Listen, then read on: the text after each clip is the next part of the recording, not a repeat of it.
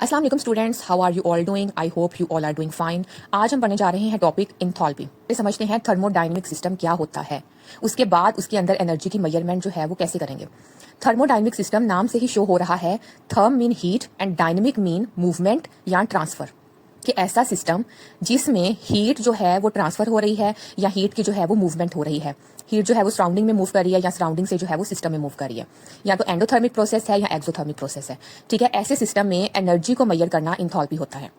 उस सिस्टम में heat content है उतनी ही ज्यादा उसकी इंथैल्पी है। और इंथैल्पी हम क्यों मेजर करते हैं, हीट के अमाउंट क्यों मेजर करते हैं, यानी कि वो, अगर मैं एक एग्जांपल दूं कि एक जो है बीकर है, ओपन भी हो सकता है, क्लोज भी हो सकता है, इट डजंट मैटर। एक बीकर है, उसमें बॉइलिंग वाटर है, ठीक है, उसमें से स्टीम जो है वो बन रही है। तो स्टीम में कितनी कैपेसिटी है कि वो वर्क डन करवा सकती है, ठीक है, उसको हम मेजर करते हैं एंथैल्पी से। यानी कि इसके अंदर कितनी स्टीम बन रही है, कितनी हीट प्रेजेंट है, कितनी एनर्जी ट्रांसफर हो रही है, इस सब को मेजर करते हैं एंथैल्पी के फॉर्मूला से। इंटरनल एनर्जी है, यानी कि इस कंटेनर के अंदर कितनी अमाउंट ऑफ हीट प्रोड्यूस हो रही है, प्रेजेंट है, उसको जो है वो एंथैल्पी कहते हैं।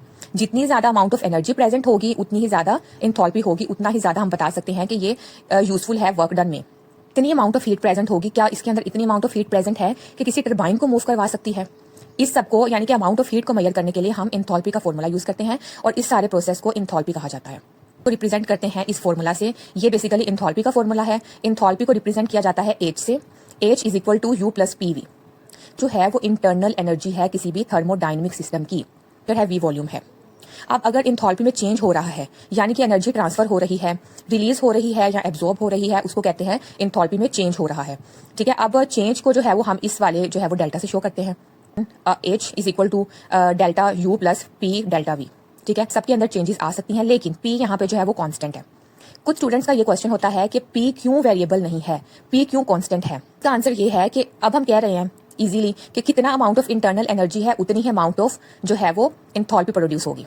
हम इन दोनों को इक्वल कह रहे हैं, लेकिन अगर P को चेंज करेंगे, P को कम या ज्यादा करेंगे, तो इंटरनल एनर्जी कभी भी एंथैल्पी के इक्वल कंसीडर नहीं होगी। कि कोई भी ऐसा सिस्टम है, कोई भी कंटेनर है जिसके अंदर कोई मॉलिक्यूल प्रेजेंट है, उस पर प्रेशर या तो अप्लाई करें या उसका प्रेशर रिलीज करें, दोनों केसेस में उसके मॉलिक्यूल्स जो है उसकी मूवमेंट डिस्टर्ब होगी, जिसकी वजह से इंटरनल एनर्जी को मेजर करने में बहुत सारी डिफिकल्टीज हो सकती हैं, जिसकी वजह से जो है वो एंथैल्पी को हम इंटरनल एनर्जी के इक्वल कंसीडर नहीं कर सकते। इस वजह से इस पूरे प्रोसेस में प्रेशर को कांस्टेंट रखा जाएगा।